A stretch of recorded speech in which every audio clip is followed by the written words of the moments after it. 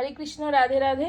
তো এই যে মৌলি ওদের ভোগ লাগিয়ে দিয়েছে, আর এই যে ওদের দর্শন করো, ওদের দিব্য দর্শন তোমরা করে নাও। এই যে আমার মা পুরো ওদের শৃঙ্গার করে দিয়ে এক্ষুনি কমপ্লিট করলেন। তো এই হলো আজকে ভগবানের দিব্য দর্শন।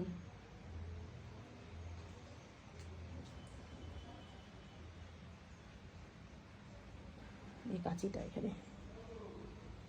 তো ও আচ্ছা, এই যে আমি ওপর থেকে যে ফুলগুলো নিয়ে এসেছিলাম আমাদের গাছের, ওটা দিয়ে মা আবার দামোদরকে এই যে মালাটা গেঁথে পরিয়ে দিয়েছেন।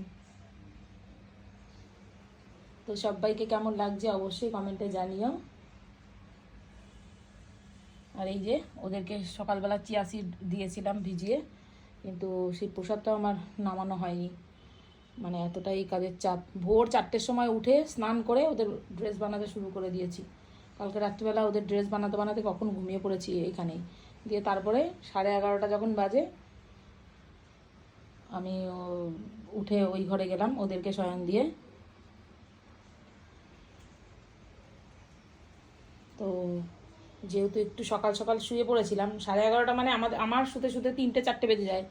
তো সেই ক্ষেত্রে যেহেতু 11:30টায় শুয়েছি, তো সেই ক্ষেত্রে ভোর 4টের সময় উঠে পড়েছি।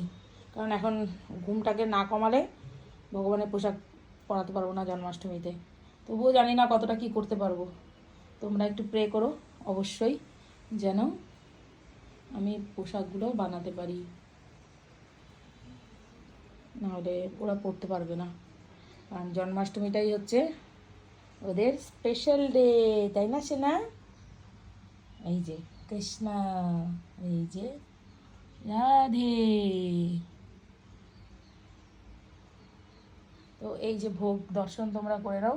ভোগে ও বানিয়েছে অন্ন আর সয়াবিন, আর কিছু করতে পারেনি।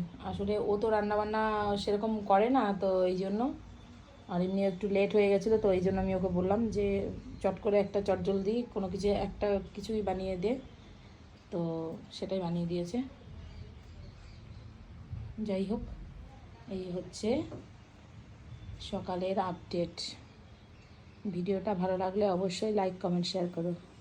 হরি बोल, जय जय श्री राधेश्याम।